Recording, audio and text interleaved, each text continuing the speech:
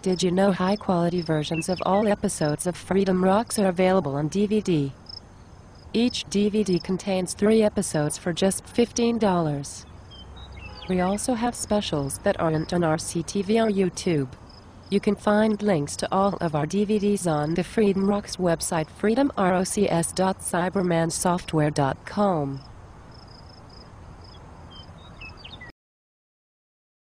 Welcome back. Our final debate is on environmentalism. Enjoy.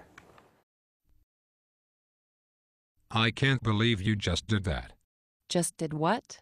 You just threw a piece of paper in the garbage can. So what? You're trying to destroy the planet. How do you figure? That piece of paper belongs in the recycle bin. If it goes into the garbage, it will make the planet Earth explode. One piece of paper in the garbage will not make the planet Earth explode. Yes, it will. Didn't you see an inconvenient truth? Paper in the garbage will make the planet explode in a giant fireball. No, an inconvenient truth was a propaganda film, not a factual documentary. It's not unlike any other propaganda film. It was intended to scare people into some form of social or political action.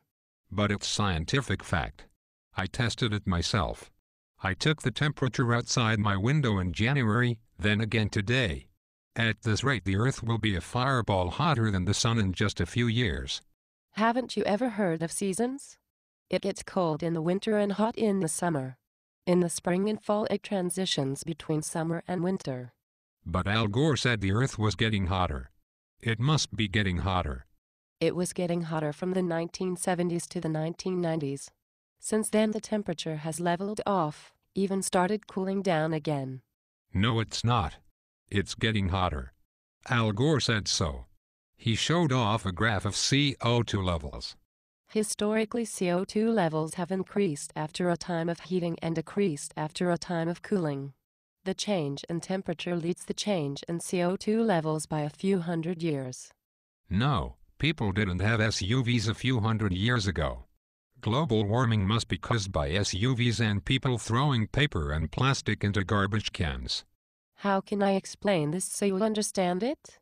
You can't explain this stuff to me. Sadly enough, that's probably true. Perhaps I should draw you some pictures. I don't need pictures. I have a college degree.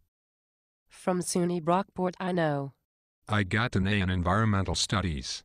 I learned that global warming was responsible for the 3-foot snowstorm we had that semester. Okay, I'm dying to hear an explanation for this one. Global warming is melting the polar ice caps and releasing the water into the oceans. That water evaporates and becomes snow. Oh, now that's a likely explanation. It's true. Scientists predict that the polar ice caps will be gone in less than a decade. When did you take environmental studies? 1995. That was a decade and a half ago. So why do we still have polar ice caps? Because we liberals saved them with massive government regulations. So you admit these regulations are massive? No, these regulations are reasonable and they make common sense. What we need in the future is massive regulations. We need to drive up the cost of paper, plastic, and energy so high nobody can afford them. Remind me what kind of company we work for. A plastic manufacturer. So you would cost us both our jobs. It's a small price to pay for stopping the planet from exploding. You need to stop using all that hair gel. It's soaking into your brain and neutralizing your neurotransmitters. No, I'm smart. Okay, if you're so smart, then why do you automatically believe everything Al Gore says? Because he's smart. He invented the internet.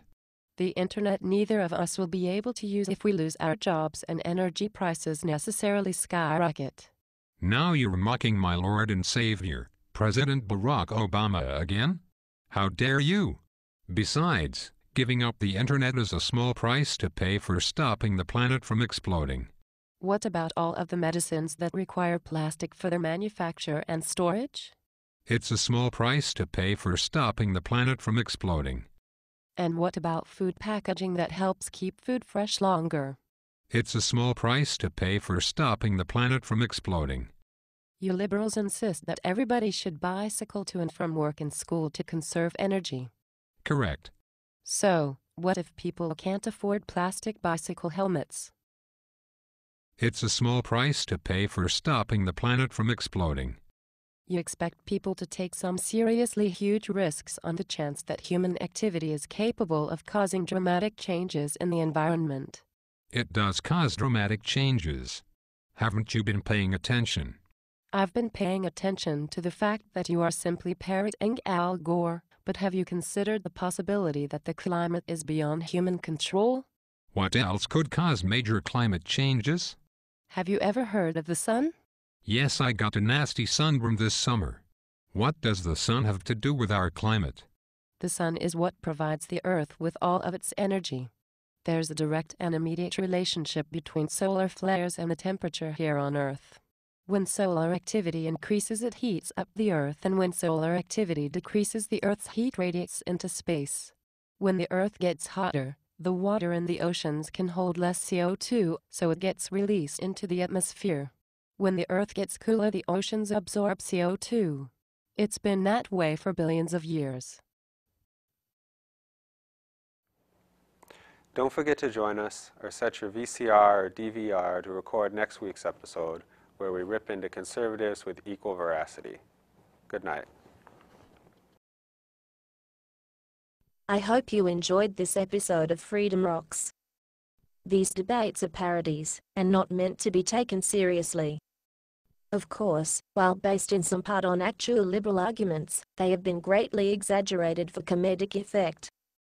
If you have been offended by them, then, as always, you have the absolute, unquestionable, undeniable, untaxable, unalienable, and constitutionally guaranteed right to f yourself.